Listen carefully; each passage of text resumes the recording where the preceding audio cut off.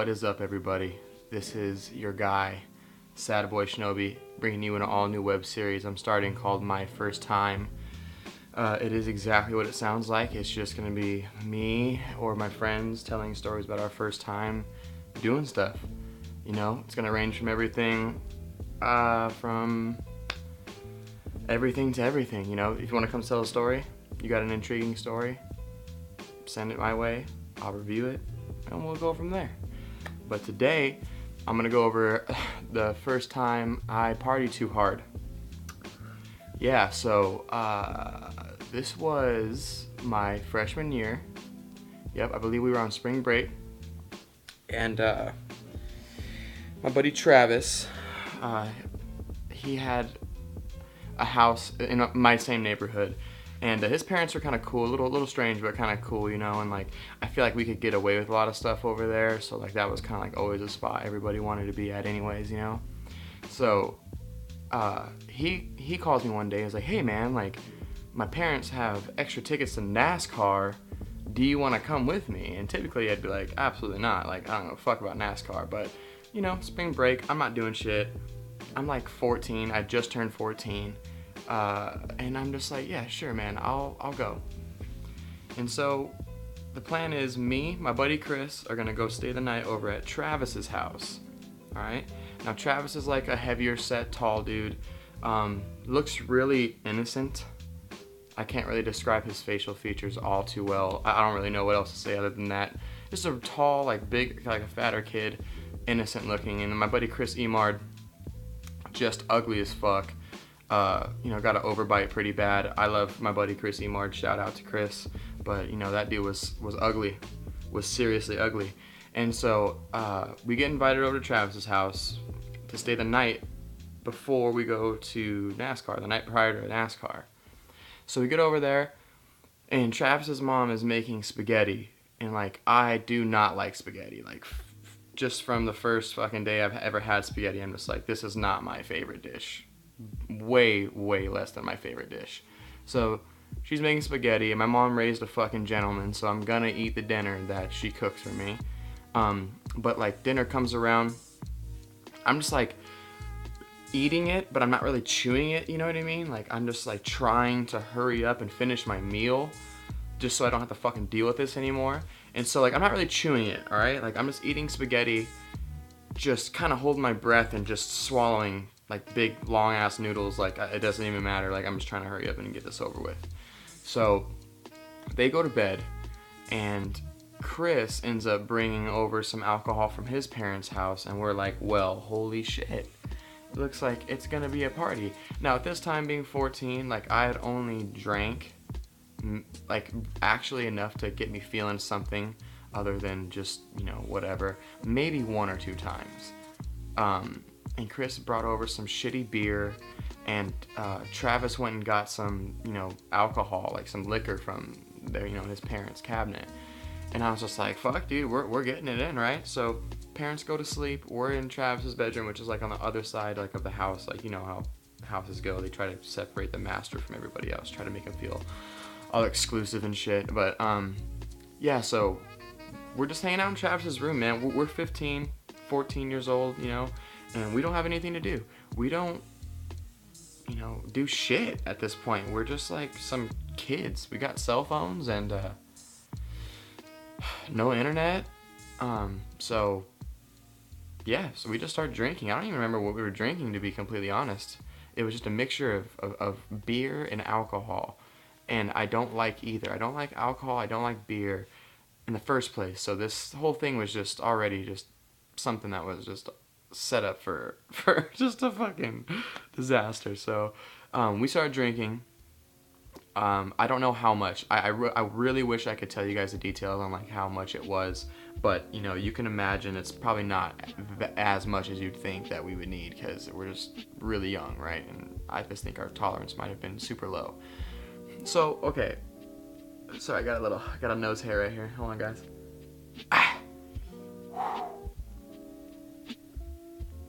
Nose hair gone. Okay, yeah, so we're drinking, and we're drunk already, right? Let's just fast forward. Nothing significant happens between the time of us drinking and us getting drunk, okay? So we're just drunk in Travis's room with nothing to do, 14 years old, and my mind has always been a strange one, and I have no shame admitting that. You know, I get some pretty outlandish ideas from time to time, and this time I was like, hey man, let's play hot potato, but with like something on fire for real, you know? And they're just like, what are you talking about? Like, can we light something on fire and play hot potato with it? And they're just like looking at me like, what the fuck are you talking about, dude? So I get a hacky sack. I get Travis's hacky sack that he has in his room, and I'm like, we need to find a way to light this on fire. And they're just kind of dude, what the fuck are you trying to do? So I find some lighter fluid in Travis's garage, and I'm like, all right, guys, like, this is what we're gonna do. Like, we're gonna go down to this fucking park, man. We're gonna light this fucking hacky sack on fire, and we're gonna play hot potato with it, right? Fucking great idea. Probably one of the greatest ideas I've ever personally had. I can't recall a time where I've had a better idea than this, to be honest, other than Breaking Edge. You know, that's another first time story for you. But yeah, so we get the hacky sack, we get the lighter fluid, right? And we walk, Travis lives across the street from like the community park, right? And it closes at like 10 o'clock, so all the lights go off. And so we're like sitting underneath this Ramada, 3 kids, a tiny bowl. We have like a little bowl, you know, to like pour the lighter fluid in. And we were like rolling the hacky sack around the lighter fluid. And I wash my hands in the little shitty fountain they have. And it's dark as fuck. We can barely see anything. And so I light the hacky sack on fire, and just like anything drenched in lighter fluid, when I lit it, it fucking like just really big, like quick flame, and I was like, oh shit, and I dropped it. It was burning, and I was like, oh man, this is what I've been waiting for. Fuck, dude, it's like, this is it. So I pick it up and I toss it to Travis, right? The hacky sack is literally on fire. It looks like a burning, like a catapult, like something got shot out of a catapult and it rolled on the ground, but it's still burning. Like, that's what it looked like, a little fucking catapult ball of fire and destruction. Just kidding. But yeah, so I light this thing on fire, throw it to Travis. He's like, oh shit, throws it to Chris. Chris is freaking out. We're like, oh my gosh. So we're having so much fun, right? 3 drunk ass 14-year-olds standing in the middle of a field in the middle of the dark, probably at about 1 a.m. Yeah, sorry about those dogs. About 1 a.m., not knowing what the fuck we're doing, really, you know what I mean? And so we're just tossing it. It goes out, and so we roll it back in the lighter fluid again and get it going again. And so I toss it to Travis one more time, and it burns his hand. And he throws at me, like, really quick, like, oh shit, and throws it. And throws it way too hard, and it goes right by my face, and it literally, like, the Matrix. It was like the fucking Matrix. It was so tight. I saw it coming, just, and I was like, oh shit, and turned my face and saw it go straight past me and burnt all of the hair off the side of my head. It was so crazy, dude. It was like a fireball, literally like a fireball was thrown at me. And I was like, oh fuck, and like got a little bit of my eyebrow, got like all of this stuff right here. I didn't have a beard yet, obviously.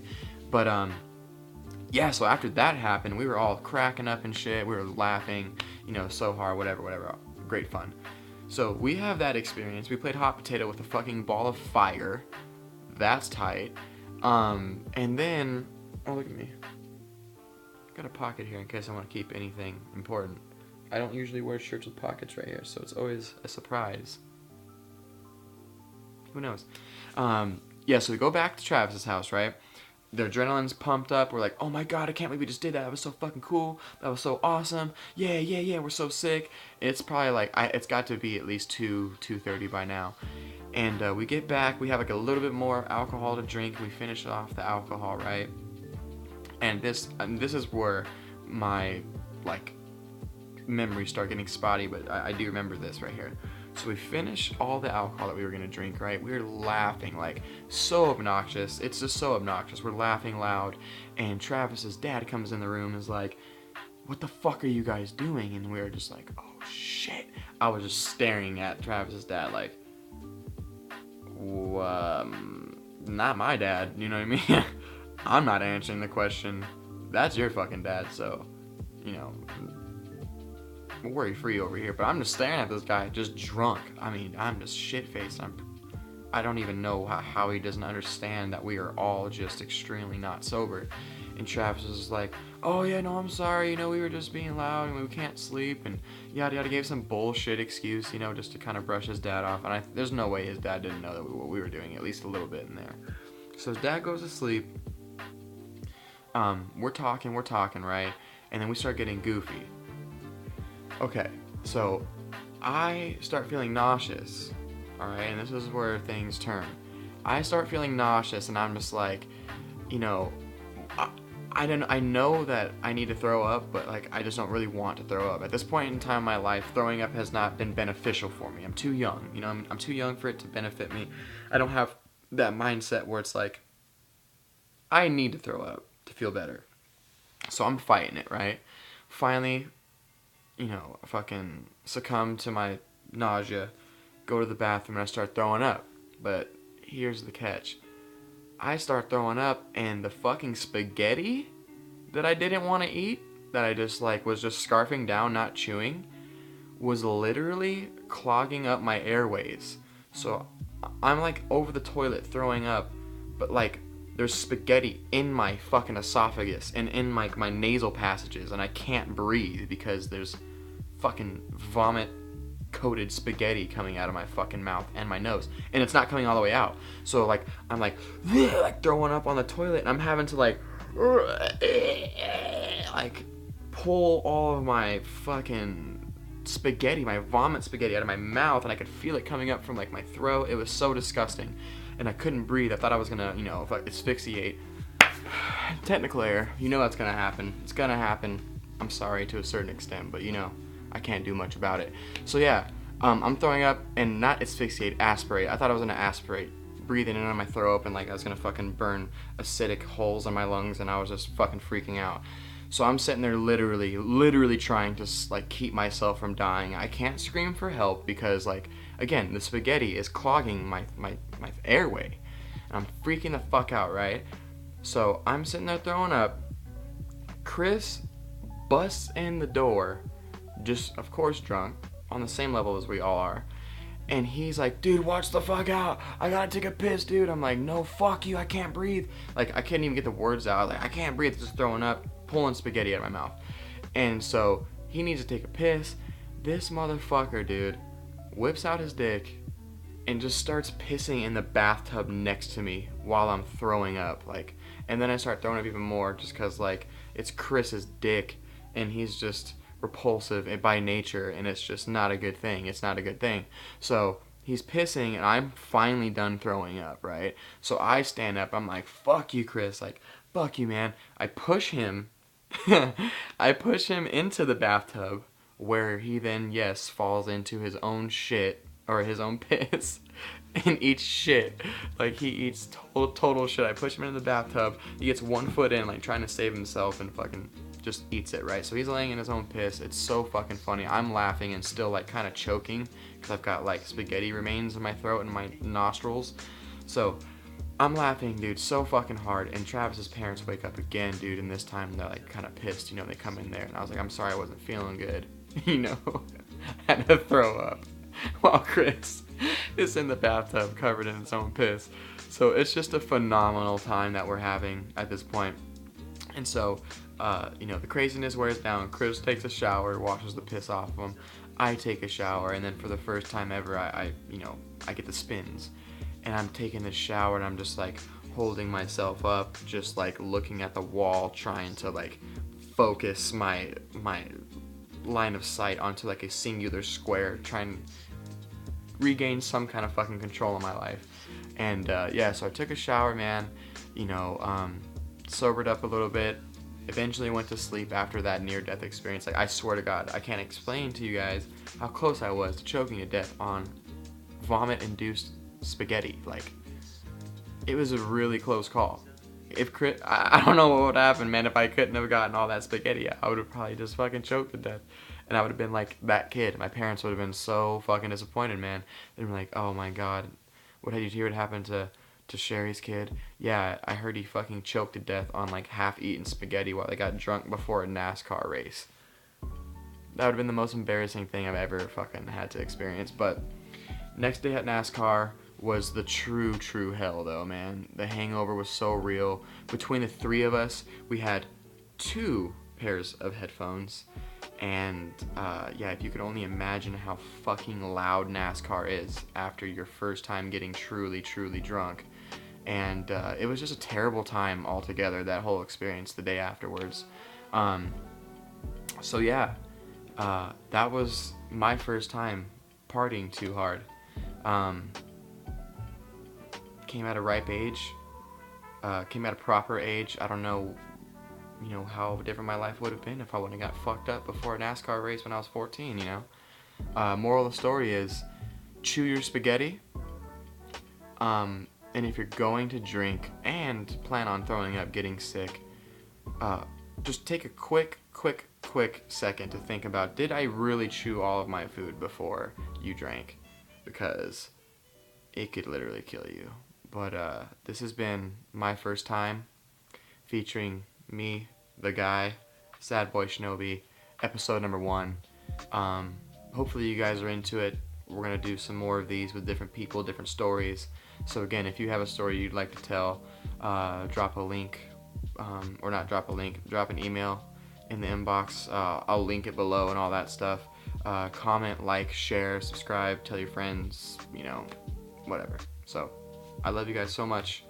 Thank you for subscribing and watching. Have a good day.